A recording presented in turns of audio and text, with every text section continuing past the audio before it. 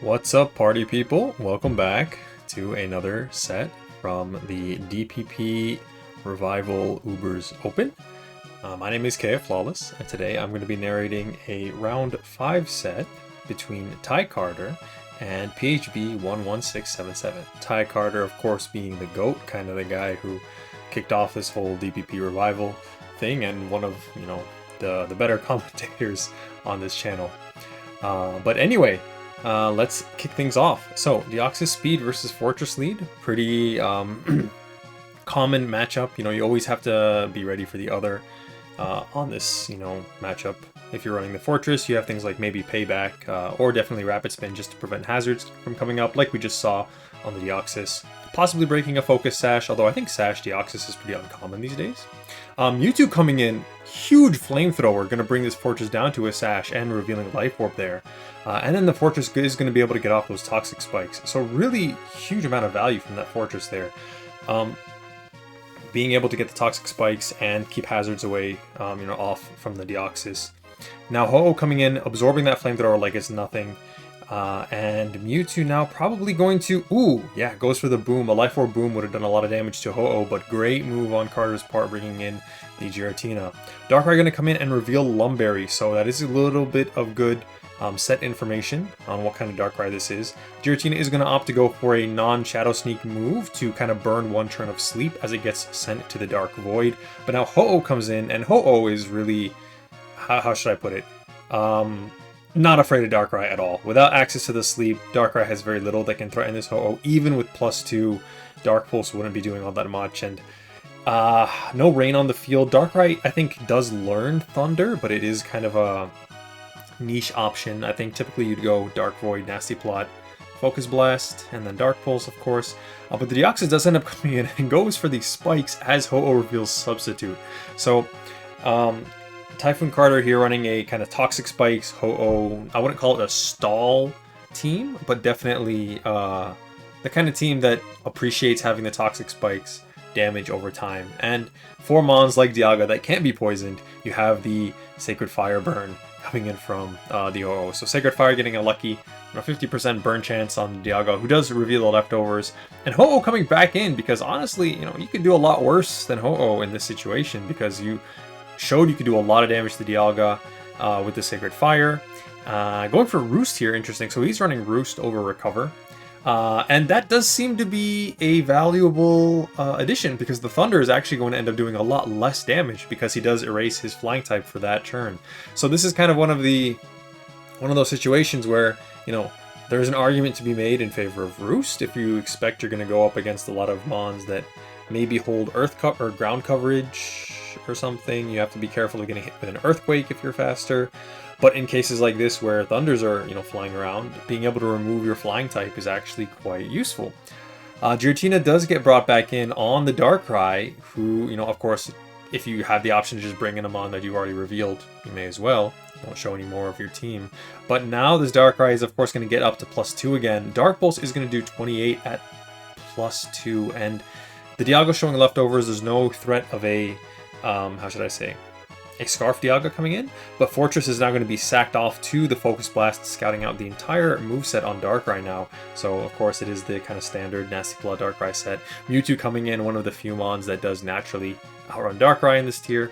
I'm going to be very happy to go for an Aura Sphere. Probably don't want to play too many games around a prediction, of course, even though the Giratina is a very likely option in the back. We saw, Deoxys Speed there, meaning they probably have a lot of, how should I say, put a lot of stock in their hazard game, and so of course Giratina being the best ghost type in the tier, pretty easy to predict that it was around. But of course the 1-2 combo, Draco into the Shadow Sneak, ignoring the drop with the boost damage from Grisius Orb, is going to do the trick on the Mewtwo. But, Groudon does come in, a -2 Draco is still going to do 44%. Oh man, yeah, this is definitely a non-bulky Groudon. Very offensively oriented Groudon, and the crit from the Shadow Sneak. This Giratina really is putting in overtime. Bringing Groudon to 9%. Is it Life Orb? Because if it is, then it's cooked. But okay, no, it does look like Groudon is hanging in there. But Rayquaza is going to come in with the Extreme Speed. Or, no, not Extreme Speed. Outrage, okay. I was thinking, had he set up like a Dragon Dance here, depending on how min-max the speed on the Groudon was. Might be an opportunity for a comeback there. But Rayquaza is going to get popped by this Shadow Sneak now as Giratina comes in.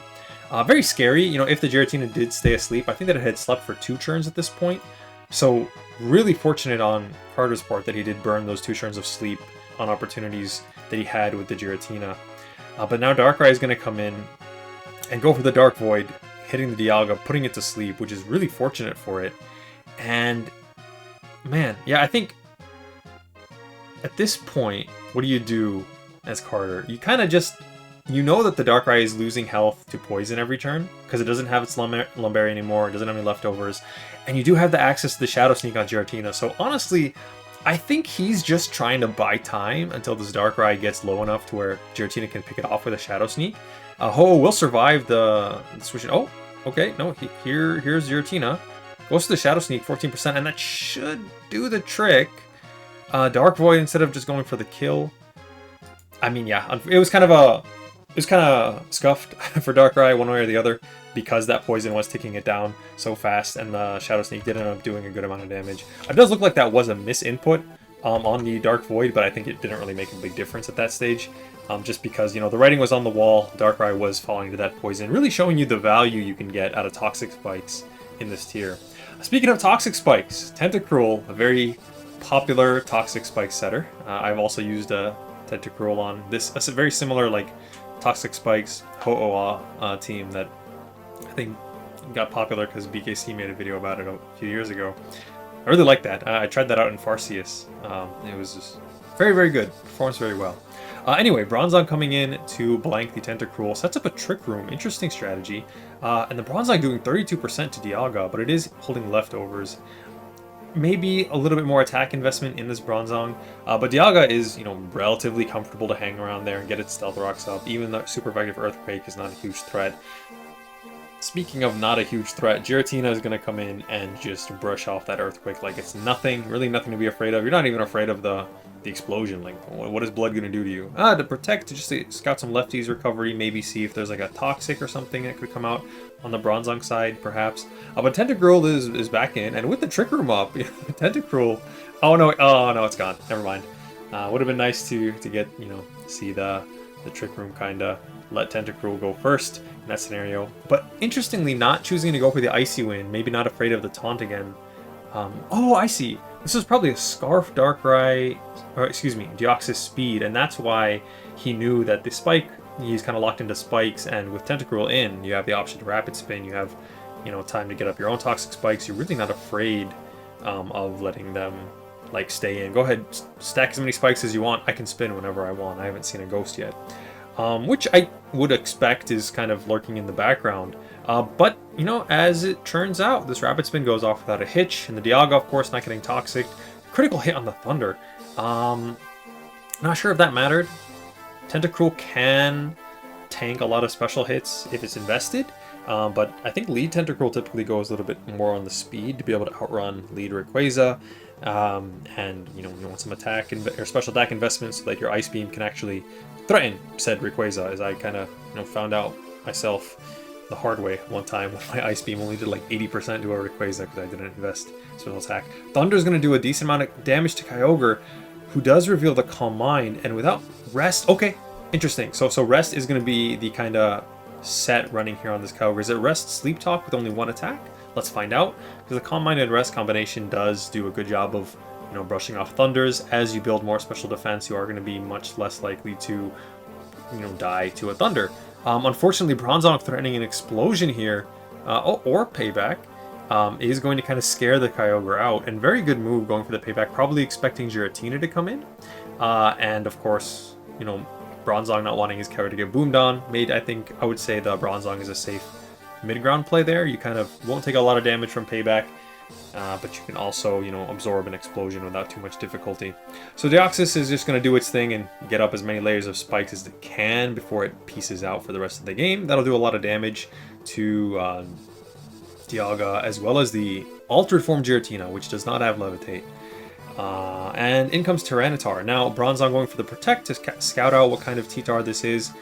Running Stone Edge, so I think a very, you know, interesting choice on T-Tar and Ubers. The rock coverage is not always there, just because T-Tar is kind of tasked with doing damage with payback and with pursuit, and sometimes you want rocks on it. Big critical hit is actually going to lead to T-Tar going down this turn. And it does seem to be a maybe banded T-Tar is 35% to Bronzong. Man, I honestly could have been banded or scarfed, because it did look like it was choiced, locked into that stone edge. Flamethrower is going to get blocked by Bronzong just to get some lefties recovery, and Kyogre is going to come back in, set the rain back up for the rest of the game. And now without the combo, very nice prediction on the Kyogre switch in. Thunder is going to take it out. And PHB is looking really good right now. I think this Dialga is very threatening. Even with the rain up, Flamethrower is, I think, going to do a decent amount of damage to Bronzong. Actually, wait. Let's do some math. I think Flamethrower super effective cut in half, right, in the rain. So it's 95. So Thunder is actually going to be more damage in the rain. And with the paralysis now, you have the option of getting Parahacks. So the game is kind of in Dialga's favor right now against this standoff with the Bronzong. Typhoon card are going to bring in his own Dialga, and that is going to not love taking a Thunder, especially with the paralysis chance. But we haven't seen what Dragon move is actually being run on this Dialga yet. So Dragon Pulse does seem to be the choice. Does seem to be a rather, bulky kind of just, hey, I'm big, I have a lot of stats, I'm going to use a lot of reliable attacks to deal damage over time after setting Stealth Rocks kind of set. So very much going for a more reliable Dialga set as opposed to the big damage Draco Meteor, Fire Blast kind of Dialga that you can often see in Ubers.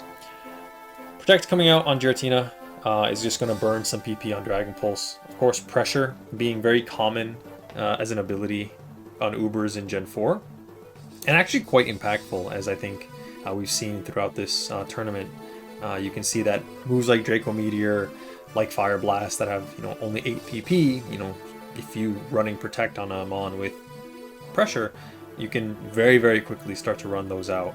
And I think at this point, Dragon Pulse, luckily not Draco, has 16 PP, but even then it's been burned down to 16%. I think that didn't really show on the cursor because of the way that the screen is cropped right now. But oh my goodness, the Calm Mind is actually going to let him survive, and because this Giratina is faster, this might be an opportunity to actually... Is it running Rest? We saw Protect, we saw Will-O-Wisp, we saw Calm Mind. No, so it's probably... Okay, of course not running Rest. That'd be weird, you'd have no attacking moves. Oh, Double Protect! Okay, getting a little bit more leftovers recovery and bringing Dialga a little bit further down with the burn. Maybe bringing it to a point where a Dragon Pulse can kind of finish it off. Another Calm Mind? I'm so sorry. This... I can't... Oh! He ran out of Dragon Pulses. Okay, that makes sense. Yeah. Go off, King. Yeah, go for the Calm Mind. I was... Oh my goodness. I was talking up Pressure, all that. And then I totally forgot that, yeah, that's a very relevant thing right now, because this Dialga is running out of Dragon Pulses. Even if it isn't as, PP constrained as Explosion. Oh, and the critical hit payback after getting burned. This Bronzong is really... He deserves a bonus at the end of this season, because he's really kind of gone nuts.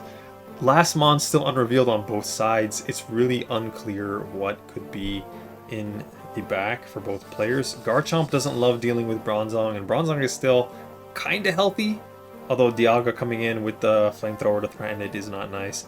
Protect, of course, stalling for a little bit more leftovers recovery, and the burn damage is going to, I guess, keep this Bronzong alive. I think Thunder was doing like 25% when we saw it earlier to this Bronzong. So honestly, with the lefties recovery...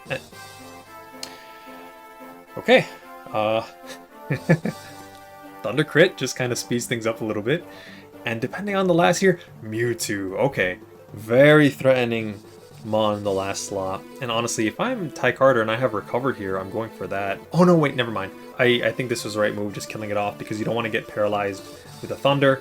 And Giratina coming in as the last Mon. This could be dicey. Is this Specs? Because there's no Life Orb shown. Draco Meteor does come out, and that is going to do it to actually get the kill on Mewtwo. Would Draco Meteor have still done more than like 2 Shadow Sneaks? I think 2 Shadow Sneaks would have done it, but you're not sure if it's like running Recover or something like that. Not easy to tell, but the 90% accuracy on Draco Meteor would have had me clicking Shadow Sneak twice, probably. I think I'm just not a very brave individual that I want to risk the 90% accuracy. So game 3 between these two players, we love to see it. Darkrai going to be on the lead slot, coming in against Deoxys Speed. Deoxys going for a trick to take the Focus Sash from Darkrai as Darkrai goes for Dark Void.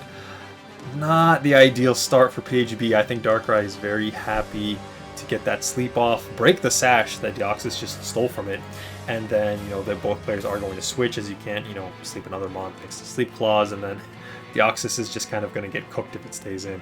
Double Bronzong switch, so, you know, birds of a feather. I think both these players really seem to like Bronzong. We've seen a lot of Bronzong today. Payback is going to do a pitiful amount of damage, but a significant amount more from Ty's Payback. I think that's because it went second. It lost the speed tie there, so it actually got the double damage from Payback. So this is kind of a weird interaction. I assume they're both running, what, minimum speed for the max damage on Gyro Ball. They're kind of hammering away at one another, and this is a rare situation where you would prefer to lose the speed tie because your Payback will do twice as much damage. And Ty's just kind of like, alright, I'm tired of this.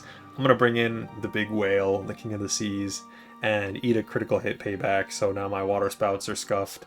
But if I'm packing Hydro Pump, I can really threaten this thing. Although Thunder Wave does seem to be the move that he goes for. Gets a full para. That might have saved his bacon. I don't know if Bronzong maybe attempted an explosion there just to try and take this thing out, you know, once and for all. But Bronzong going to come back in, take the double damage from the Payback, thanks to Gen 4 mechanics making it so that you will get the double damage if the opponent switches, which I believe they did change in later generations, which is kind of sad. I think it's a cool mechanic, right? Kind of rewards you in the opposite way of Pursuit, where like they switch and you let them switch, but you get the double damage on the Mon that switches in instead of the Mon that was going out. But it is what it is, right? Bronzong really just committed to taking a break and getting paralyzed fully on that Hydro Pump right there from Kyogre, and now the damage it was pretty good on Latios, of course, thanks to the Stealth Rocks and the Hydro Pump, even with the Soul Dew and the Resist. It is rain boosted coming off of Kyogre.